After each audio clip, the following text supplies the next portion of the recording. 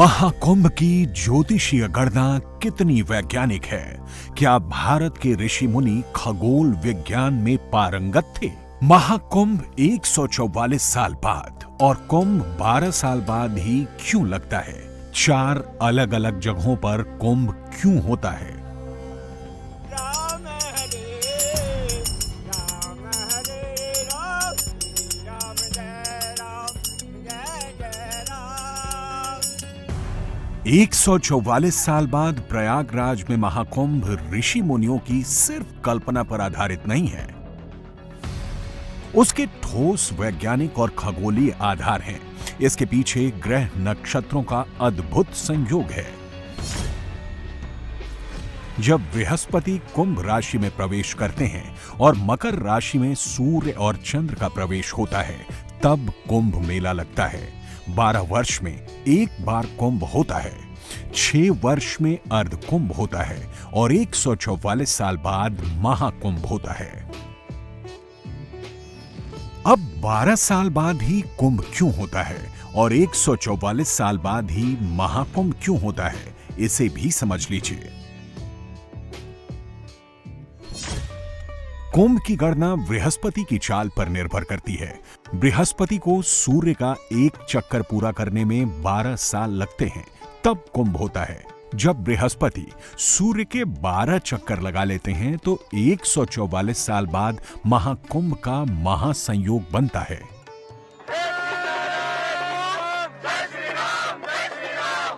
हमारे ऋषियों ने ये बृहस्पति और अन्य ग्रहों की सटीक गणनाएं उस दौर में कर ली थीं जब दुनिया के तमाम खगोल विज्ञानी इन्हें जानते तक नहीं थे। आज ग्रहों की चाल की गणना करने के लिए आधुनिक यंत्र हैं, लेकिन जब ये सब नहीं था तब ऋषि मुनियों ने कैसे इनकी सटीक गणना की होगी, इस पर बड़े बड़े खगोल विज्ञानी भी दंग हैं। हमारे पूर्वजों को, ऋषियों को यह बोध था कि ब्रह्मांड में क्या हो रहा है। और आप ऋत की कंसेप्ट जो आप बात करें, बहुत बड़े विमर्श की बात है। ऋत का कंसेप्ट ऋग्वेद में आ जाए। ऋत का तात्पर्य पहले था मॉरल ऑर्डर और ब्रह्मांड का ऑर्डर कैसे चल रहा है। तो उसमें भौतिक ग्रहों का जो है वो परिक्रमा पथ कैसे चल रहा है, प्रत्येक ग्रह किस शक्ति से अपनी अपनी परिपथ पर परिक्रमा कर रहे हैं, इसका उल्लेख ऋग्वेद में है। और उसका प्रवर्तक, उस तत्व का नाम, उसका प्रतीक रूप में ऋत कहा गया है। ऋत मॉरल ऑर्डर भी है और मतलब न्याय व्यवस्था भी है और ब्रह्मांड की भौतिक व्यवस्था भी है। सूर्य ग्रह, जितने 9 ग्रह हैं, इनमें क्या आपसी संबंध है। विज्ञान ने तब खोज किया इन ग्रहों की। हमारे पूर्वजों को इनका ज्ञान बहुत पहले से है। इसीलिए कहा गया ऋषियों मंत्र द्रष्टारा। इन ऋषियों ने मंत्रों की रचना नहीं किया है, मंत्रों का साक्षात्कार किया है। पृथ्वी में गुरुत्वाकर्षण शक्ति क्या न्यूटन ने पैदा किया? सर आइजैक न्यूटन ने गुरुत्वाकर्षण शक्ति की खोज किया था। चीज़ें ऊपर से नीचे पहले भी गिरती थी न्यूटन के, आज भी गिर रही हैं, हजारों साल से गिर रही हैं। तो सत्य पहले से था उनका। न्यूटन को आप हमारी परंपरा माने तो हम तो कहेंगे ऋषि तुल्य थे। उन्होंने इस बात का साक्षात्कार किया। गुरुत्वाकर्षण हमारे ऋषियों को बहुत पहले से पता था। अगर ज्योतिष शास्त्र के हिसाब से कुंभ और महाकुंभ को देखें तो हिंदू पंचांग में 12 राशियां होती हैं। बृहस्पति को वापस अपनी कक्षा में प्रवेश करने में 12 साल लगते हैं, तब कुंभ लगता है। जब बृहस्पति सभी राशियों के 12 चक्कर लगा लेते हैं, तब 144 साल बाद महाकुंभ लगता है। इस दौरान बुध, शनि, शुक्र, गुरु, मंगल, नेपच्यून और यूरेनस की स्थितियों में भी बदलाव होता है और एक लाइन पर आ जाते हैं। श्री रामचरितमानस में गोस्वामी तुलसीदास जी ने बहुत स्पष्ट रूप से लिखा है कि देव दनुज किन्नर नर श्रेणी और सादर मज्जहि सकल त्रिवेणी। गोस्वामी तुलसीदास जी का श्री रामचरितमानस में एक बहुत सुंदर चौपाई है कि माघ मकर गति जब रवि होई और तीरथ पति आव सब कोई, देव दनुज किन्नर नर श्रेणी और सादर मज्जहि सकल त्रिवेणी। जब ऐसी परिस्थितियां उत्पन्न हो कि मकर राशि के अंतर्गत सूर्य आकर के बैठ जाएं, वृष राशि के अंतर्गत बृहस्पति आकर के बैठ जाएं और इस प्रकार का सुंदर जब कुंभ का आयोजन हो जाए, तो हम ही आप नहीं, देवता भी आकर के वहां स्नान करना चाहते हैं, देवता भी इस महत्वपूर्ण समय का लाभ प्राप्त करना चाहते हैं। तो अगर हमें ये लाभ लेने का सौभाग्य प्राप्त हुआ है, इस दृश्य को देखने का सौभाग्य प्राप्त हुआ है, तो हम किसी देव से अपने आप को कम नहीं मान सकते हैं। ये संयोग 144 वर्ष के बाद, महाकुंभ 144 वर्ष के बाद आयोजित होता है। इस बार पूर्ण कुंभ पड़ रहा है, जो कि 12 वर्ष के बाद प्रयाग के अंतर्गत पड़ता है। और अगर उस कुंभ में जाने का सौभाग्य प्राप्त हो जाए तो हम महासौभाग्यशाली हैं। लेकिन अगर नहीं भी जाने का सौभाग्य मिल रहा है और कुंभ के बारे में आप सब कुछ श्रवण कर पा रहे हैं, तो ऐसे परिस्थिति में भी आप एक अपने आप को सौभाग्यशाली व्यक्ति के तौर पर देख सकते हैं। ऐसा मौका हमारे जीवन में हमें प्राप्त हुआ है, जिसके माध्यम से हम इस लोक को तो सुधार ही सकते हैं, उसके साथ हम अपना परलोक भी सुंदर बना सकते हैं। यानी यदि हम मटेरियलिस्टिक हैप्पीनेस चाहते हैं, इस संसार के सुख को प्राप्त करना चाहते हैं, तो वो भी हम प्राप्त कर सकते हैं। और यदि हम मोक्ष को प्राप्त करना चाहते हैं, हम चाहते हैं कि हमारा रीबर्थ ना हो, हम दोबारा जन्म ना लें, हम अपने आप को ब्रह्म में सम्मिलित कर लें, तो हम उस चीज को भी प्राप्त कर सकते हैं। अब सवाल उठता है कि कुंभ, अर्ध कुंभ, पूर्ण कुंभ और महाकुंभ कहां-कहां और कब-कब होते हैं। कुंभ 12 साल में एक बार होता है। हरिद्वार, नासिक, उज्जैन और प्रयागराज में बारी बारी से इसका आयोजन होता है। अर्धकुंभ का आयोजन सिर्फ प्रयागराज और हरिद्वार में हर 6 साल में एक बार होता है। पूर्ण कुंभ का आयोजन हर 12 साल में सिर्फ प्रयागराज में होता है।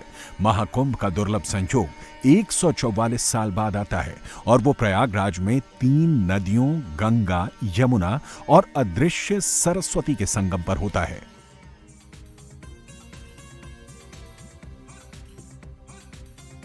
अब सवाल उठता है कि ये जगहें कैसे तय होती हैं कि कहां पर कुंभ कब होगा। देवगुरु बृहस्पति जब कुंभ राशि में प्रवेश करते हैं और ग्रहों के राजा सूर्य अपनी उच्च राशि मेष में आते हैं, तो कुंभ के ऊर्जा स्रोत का विसर्जन सबसे ज्यादा हरिद्वार में गंगा जल पर होता है। तब कुंभ हरिद्वार में लगता है। जब सूर्य और बृहस्पति सिंह राशि में आते हैं, तब ऊर्जा का सबसे ज्यादा प्रवाह नासिक में गोदावरी नदी पर होता है। तब कुंभ नासिक में लगता है। प्रतीक रूप में है कि यह आयोजन प्रयाग में हो रहा है। हर 12वें वर्ष के 4 साल बाद, 3 साल बाद यह आयोजन हरिद्वार में होगा। उसके बाद में उज्जैन में होगा, शिप्रा नदी के तट पर, फिर गोदावरी के तट पर नासिक में होगा। तो अब ये यायावार की बात इसीलिए की जा रही है कि परिवर्तन होता रहता है। ये कुछ तो राशियों से ये वैज्ञानिक भी है। जैसे ब्रह्मांड की एकता की बात कर रहे हैं, ये आयोजन प्रयाग में कब होता है? जब सूर्य मकर राशि में आते हैं और बृहस्पति मेघ राशि में आते हैं। बृहस्पति की एक परिक्रमा मेघ राशि में 12 वर्ष में होती है, तो 12वें वर्ष यहाँ कुंभ लगता है। और सूर्य हर वर्ष 14 जनवरी को मकर राशि में आते हैं। जब सूर्य मेष राशि में और बृहस्पति सिंह राशि में प्रवेश करते हैं, तो ऊर्जा का सबसे ज्यादा स्रोत उज्जैन में शिप्रा नदी के जल पर होता है। तब कुंभ का आयोजन उज्जैन में होता है। बृहस्पति के सिंह राशि में प्रवेश के कारण ही इसे सिंहस्थ कुंभ कहा जाता है। जब बृहस्पति वृष राशि में और सूर्य मकर राशि में प्रवेश करते हैं, तो ऊर्जा का सबसे ज्यादा स्रोत प्रयागराज में संगम पर होता है। तब कुंभ मेला प्रयागराज में आयोजित होता है। प्रयागराज का कुंभ है। ये कुंभ जब बृहस्पति देव वृषभ राशि में होते हैं और सूर्य देव मकर राशि में होते हैं, तो इसका आयोजन होना तय है। कुंभ का जो संयोग होता है, इसमें विशेष तौर पर त्रिसंगम होता है। गंगा और यमुना और सरस्वती 3 नदियों का जो संगम होता है, तो फिर गंगा स्नान करने का महत्व बन जाता है। और तभी तो संगम पर स्नान करने का लोगों में बहुत उत्साह है। 12 साल बाद ये कुंभ का आयोजन हो रहा है। और आप देखिए, 12 महीने, देवताओं का 12 महीने, एक वर्ष एक दिन के बराबर होता है। इस प्रकार से ये जो 12 वर्ष के बाद कुंभ होता है, महाकुंभ 12 × 12 144 वर्ष के बाद होता है। महाकुंभ में स्नान का इसलिए महत्व बन जाता है कि पवित्र स्थव वैष्णव यौ शैवितुर प्रशभ नाम ये छिद्रेन पवित्रेण सूर्य रश्मि भी तशते पवित्र पते पवित्र पूतश्चतकामः। जब सूर्य मकर राशि में से धनु राशि में आते हैं और विशेष रूप से बृहस्पति देव वृषभ राशि में होते हैं तो महाकुंभ का स्नान का महात्म्य होता है। अब अगला महाकुंभ 144 साल बाद 2169 में प्रयागराज में होगा, जबकि 2030 में अर्धकुंभ प्रयागराज में होगा। हर महाकुंभ में 6 विशेष स्नान होते हैं। इस बार पौष पूर्णिमा 13 जनवरी, मकर संक्रांति 14 जनवरी, मौनी अमावस्या 29 जनवरी, वसंत पंचमी 3 फरवरी, माघी पूर्णिमा 12 फरवरी, महाशिवरात्रि 26 फरवरी को विशेष स्नान है। अब तक आपने 4 जगहों पर कुंभ का ज्योतिषीय और खगोलीय आधार समझ लिया। अब इसका पौराणिक आधार भी जान लीजिए। देवताओं और असुरों ने मिलकर समुद्र मंथन किया, इससे अमृत कलश निकला। अमृत कलश पाने के लिए देवताओं और असुरों में 12 दिन युद्ध चला। युद्ध के दौरान अमृत कलश से 4 बूंदें प्रयागराज, हरिद्वार, उज्जैन और नासिक में नदियों में गिरी। इसीलिए हर 12 साल बाद इन स्थानों पर कुंभ का आयोजन होता है।